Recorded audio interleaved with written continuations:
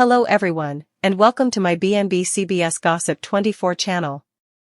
Eric Forrester's final day unfolded like the closing chapter of a tragedy that had been written across generations, a day heavy with undetermined wrathfulness, love-stoned by contest, and the long, bloody shadow of the Logan and Forrester feud that had consumed so numerous lives, marriages, and souls, because when Eric collapsed from a ruinous heart attack, it wasn't just the primogenitor of Forrester creations who fell. It was the last living pillar of a war that had poisoned everyone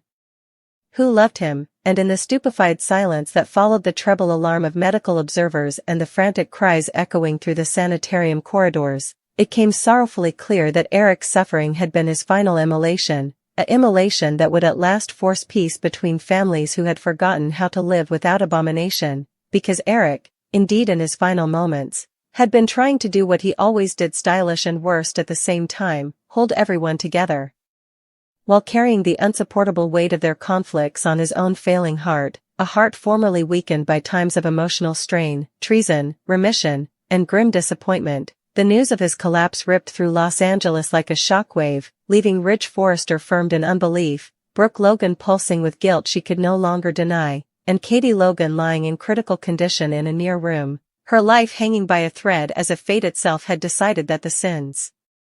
of the history would be collected all at formerly, because Brooke's fatal mistake, the one she'd renewal in her mind for the rest of her life, had set this disastrous chain of events in stir when her despair to fix effects had rather exploded them, as she pushed Eric too hard, prayed him to intermediate one last time, and forced him to defy trueness his fragile heart simply couldn't survive. Eric had tried to rise above the chaos, had tried to speak words of conciliation, had indeed rumored that the feud had to end, that it was killing them all, but before he could finish, pain seized him, his breath hitched, and the potent Forrester primogenitor crumpled, leaving behind affrighted faces and the unmistakable sound of a family realizing too late that the man they depended on to absorb their battles was gone, and as Croakers fought to save him, Ridge stood outside the operating room burning with rage, his grief snappily shifting into fury as he lashed out at Brooke, his voice cracking as he indicted her of always dragging his family into fermentation, of always demanding to be right, of always believing love could excuse destruction, and Ridge's angry blast wasn't just about Eric collapsing, it was about a continuance of injuries restarted, about every moment Eric had been forced to choose peace while others chose pride, and Brooke, shattered, could slightly defend herself, because deep down she knew that this time her good intentions had crossed an insupportable line, that in trying to prove she was still the emotional center of everyone's macrocosm, she had pushed a dying man beyond his limits. Meanwhile, the sanitarium room where Katie lay came another battleground of rumored prayers and raw fear, as Croakers verified her condition was critical, her body weakened by stress and complications that imaged the emotional toxin girding her, and the Logans were forced to defy an intimidating possibility that this feud might claim yet another life before the day was done. As hours dragged on, the pressure between the Logans and Forresters reached a breaking point, but commodity unanticipated began to be in the participated waiting room soaked with grief, because the sight of Eric fighting for his life, the image of the man who had loved them all despite their backstabbings, began to crack indeed the hardest hearts, and old adversaries set up themselves sitting side by side in stupefied silence, united not by palm or defeat but by impending loss. When the Croaker eventually surfaced with the grim news that Eric had suffered massive cardiac failure and that despite their sweats he was gone, time sounded to stop entirely, and Ridge's agonized cry echoed like a death knell for the feud itself, because in that moment, the war no longer signified, the allegations chimed concave, and the only verity left standing was that Eric Forrester was dead, and with him failed the last reason anyone had to keep fighting. Eric's death hit Brooke with ruinous clarity, collapsing her to her knees as she rumored justifications to a man who could no longer hear them, realizing too late that love without restraint can be just as deadly as abomination, while Ridge, broken and concave, goggled at his father's still form and understood that Eric had given his life trying to save a family that refused to save itself, and that consummation burned deeper than any wrathfulness he'd ever directed at Brooke or the Logans. In the fate, as Katie's condition remained unstable and machines breathed for her, the families were forced into a reckoning they had avoided for decades, because Eric's last words, fractured but important, spread like campfire through the halls. "And it forgive do and let this be for nothing," and those words came a command none of them could ignore, not without violating the heritage of the man who had erected not just a fashion conglomerate but a family that, for all its excrescencies, had formerly believed in fidelity, love, and consanity, the feud that had fueled backstabbings, torn piecemeal marriages, and turned children into munitions suddenly felt grotesque in the face of death, and as Brooke sat at Katie's bedside, her hand wrapped around her family's, she eventually admitted that pride had driven too numerous of her choices, that she had confused being demanded with being right, and that her fatal mistake was believing she could control issues without paying the price. Ridge, standing alone in Eric's office latterly that night, girdled by recollections and sketches and echoes of his father's voice, felt the rage drain out of him, replaced by a crushing responsibility to recognize Eric's immolation, because if the feud continued now, it would mean Eric failed in vain.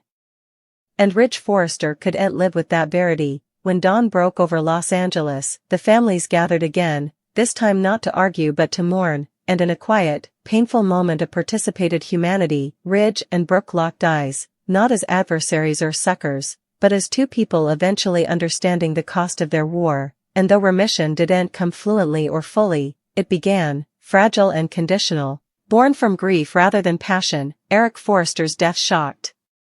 everyone, not just because of its suddenness, but because of what it forced them to defy, that love weaponized by pride becomes destruction, that peace delayed becomes tragedy, and that occasionally it takes the ultimate immolation to end a war no bone remembers how to stop fighting. And as Katie dallied between life and death, her survival uncertain, she came the living memorial of how close they all came to losing everything, while Eric, in death, eventually achieved what he could end in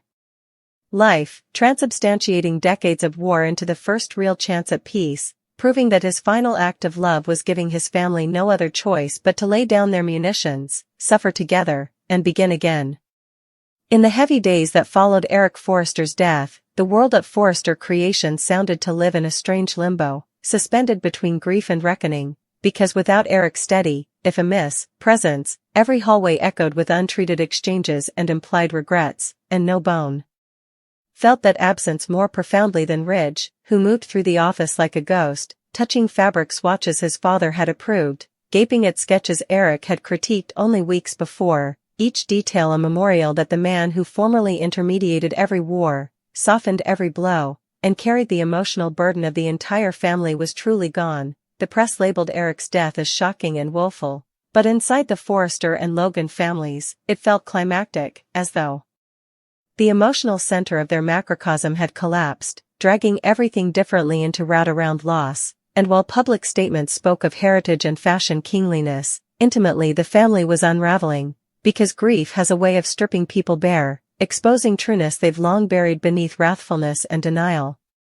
Katie's condition remained critical, her body still fighting the silent war inside her modes, and Brooke infrequently left her bedside, visited by the idea that she might lose her family on the same week she lost Eric, a cruel harmony that felt like discipline rather than coexistence, and every beep of the examiner jolted Brooke with terror, forcing her to defy a verity she could no longer overrun, that her need to fix everything, to fit herself into every extremity as the emotional rescuer, had caused unrecoverable damage, not just to Eric's fragile heart, but to everyone around her. She replayed that final battle endlessly, her voice rising, her words grim, the way Eric's face had gone pale as he tried to calm her, and now those recollections came a grim echo, a memorial that indeed love can come murderous when it refuses to hear.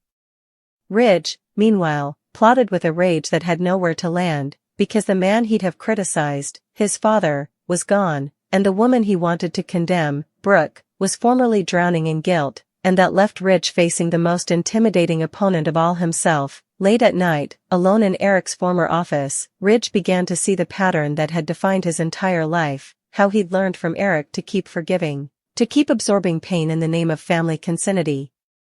But unlike his father, Ridge had no way learned the art of letting go, and now that heritage felt poisoned, because he realized Eric hadn't just failed of a heart attack, he'd failed of accumulated heartache, of decades spent standing between warring coalitions, smoothing over backstabbings, immolating his own peace so others wouldn't have to face consequences. And Ridge understood with nipping clarity that if he continued down the same path, he'd meet the same end.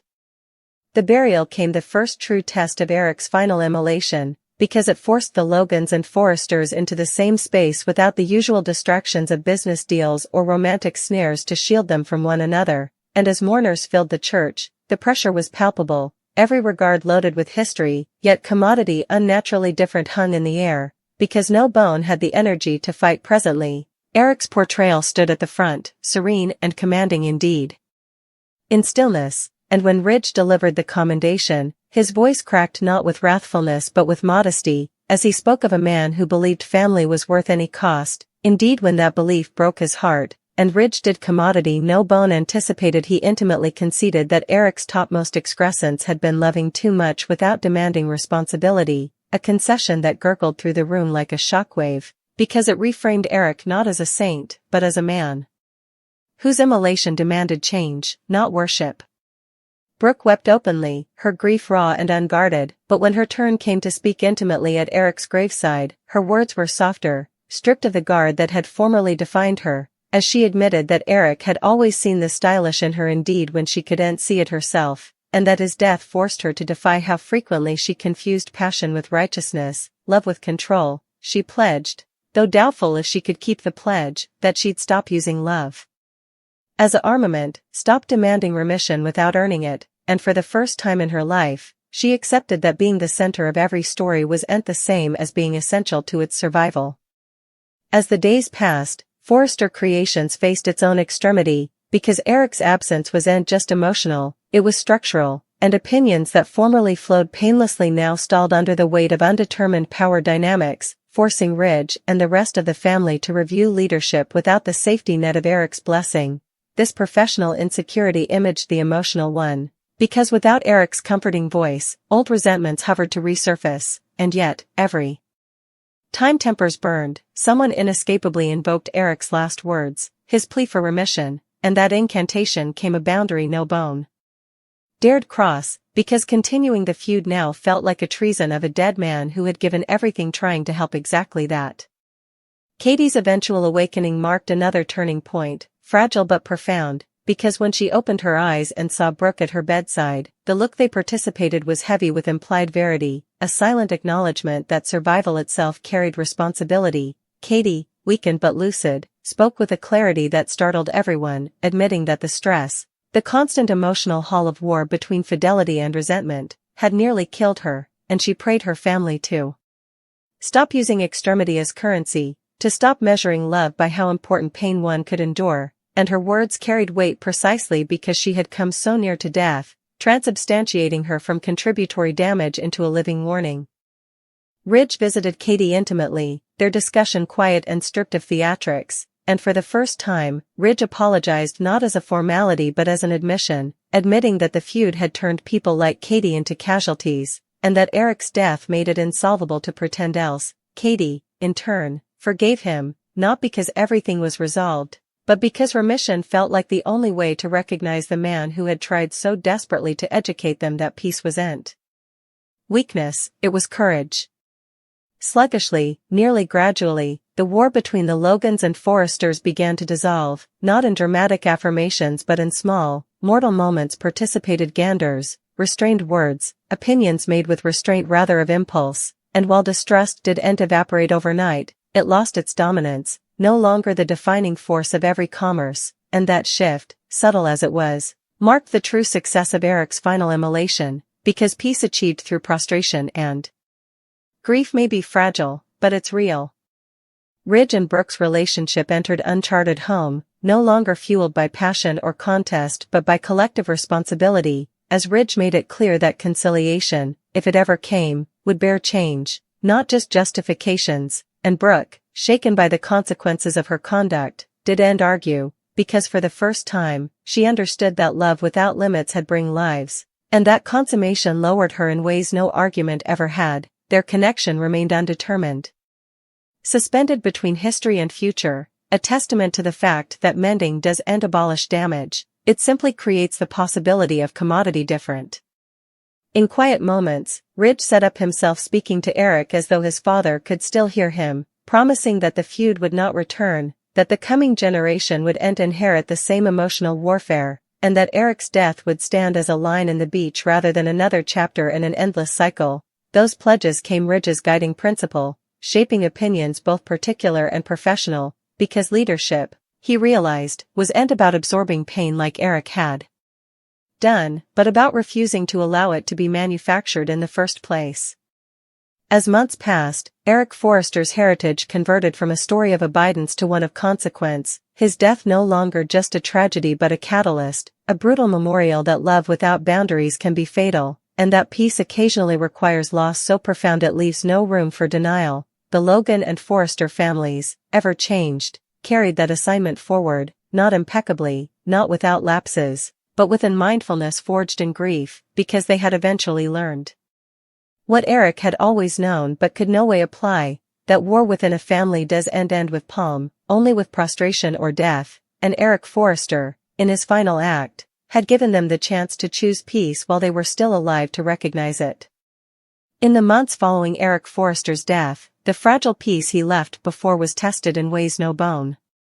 could have anticipated, because while grief had silenced the feud, it hadn't cancelled the habits that created it, and every member of the Logan and Forrester families had to defy the uncomfortable verity that peace wasn't a single decision but a discipline, one that demanded diurnal restraint, modesty, and the courage to change patterns ingrained over decades. For Ridge, this consummation came with grim pressure, as the responsibility of leading Forrester Creations now rested completely on his shoulders, and every choice he made felt like a vote on whether he'd truly learned from his father's death or was simply repeating it under a different name, because workers, family members, and indeed the press watched him nearly, searching for signs that the old volatility would return, yet Ridge surprised them all by decelerating down, by refusing to reply impulsively, by choosing dialogue over dominance, and in doing so, he began to review not just the company's future, but his own identity outside of Eric's shadow.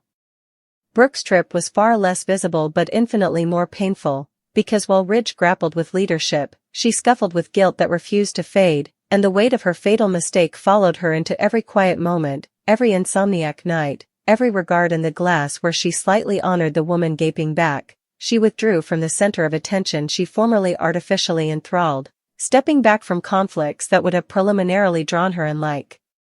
oxygen, and this restraint confused some and unsettled others, because Brooke Logan had always been a force of nature, and now she was learning to live without constant instigation, a process that forced her to defy who she was when she wasn't fixing, fighting, or justifying herself, and in remedy sessions she reluctantly agreed to attend. Brooke eventually said out loud what she had no way allowed herself to believe, that her fear of being inapplicable had driven her need to control issues, and that Eric's death was the ruinous evidence that love doesn't grant impunity from consequences. Katie's recovery came both a symbol of stopgap and a glass reflecting the cost of emotional warfare, because though she survived, she surfaced changed, physically weaker but emotionally stronger, unintentional to be contributory damage ever again, and her resoluteness still shifted family dynamics, as she began setting boundaries that startled those oriented to her quiet abidance. Katie refused to intervene arguments, refused to absorb pressure for the sake of harmony, and when feelings escalated, she named them plainly, reminding everyone that stress had nearly killed her and that Eric hadn't failed so they could continue harming one another under the guise of love, and her words carried a moral authority that no bone challenged, because they came from survival rather than tone righteousness. The youngish generation watched all of this unfold with a admixture of confusion and disclosure, because for the first time, they saw consequences that couldn't be undone by justifications or rapprochements, and Eric's absence impended large in their understanding of family history, transubstantiating stories of contest into exemplary tales rather than famed legends. They asked questions no bone had ever dared to answer actually, and in doing so, they forced their parents to defy the heritage they were passing down, a heritage Ridge was determined would not include inherited grievances or emotional debt, and this determination guided his decision to restructure Forrester Creations in ways that prioritized collaboration over scale, translucency over secretiveness, because he understood now that power concentrated without responsibility types resentment, and resentment, left unbounded, becomes war. Despite these changes, pressure resurfaced when Brooke and Ridge set up themselves alone together for the first time since Eric's burial, the air between them heavy with undetermined history and the implied question of whether love could survive the weight of what had happened. Their discussion was conditional, stripped of the grand affirmations that formerly defined them, as Ridge spoke actually about his fear of repeating Eric's fate, of immolating himself emotionally until nothing remained, and Brooke heeded without interposing, without defending, absorbing his words indeed when they hurt, because she eventually understood that listening was an act of love she had frequently neglected. When Brooke admitted she didn't know who she was without chaos, Ridge didn't rush to assure her, and that silence marked a turning point, because it conceded that mending needed query, not pledges. The public, meanwhile, continued to mythologize Eric Forrester's death, framing it as the noble end of a Goliath, but within the family, that narrative was designedly disassembled, because to glamorize his immolation would be to ignore the warning bedded within it, and Ridge made a conscious trouble to speak actually about his father in private exchanges, admitting both his liberality and his failures, averring that love must be paired with boundaries to be sustainable. This honesty was painful, but it allowed Eric's memory to evolve into commodity functional rather than idealized, a companion rather than a burden, and sluggishly, that shift allowed the family to mourn him without being trapped by him. As anniversaries passed, the feud's absence began to feel less like a void and more like a relief, and the energy formerly spent on conflict set up new outlets, from creative collaborations at Forrester to humanitarian enterprise inspired by Eric's belief in heritage beyond profit, and while dissensions still arose, they were no longer climactic, no longer framed as empirical pitfalls, but as soluble problems. And this change, though subtle, marked a revolution in how the family related to one another, because they had eventually learned that disagreement doesn't bear destruction. Brooke ultimately returned to work with a different presence, quieter but further predicated, and when conflicts arose, she defied the appetite to dominate, choosing rather to ask questions, to step back, to allow others to lead, and this elaboration surprised indeed her harshest critics, because it demonstrated growth embedded not in image recuperation but in genuine tone mindfulness. Still, remission was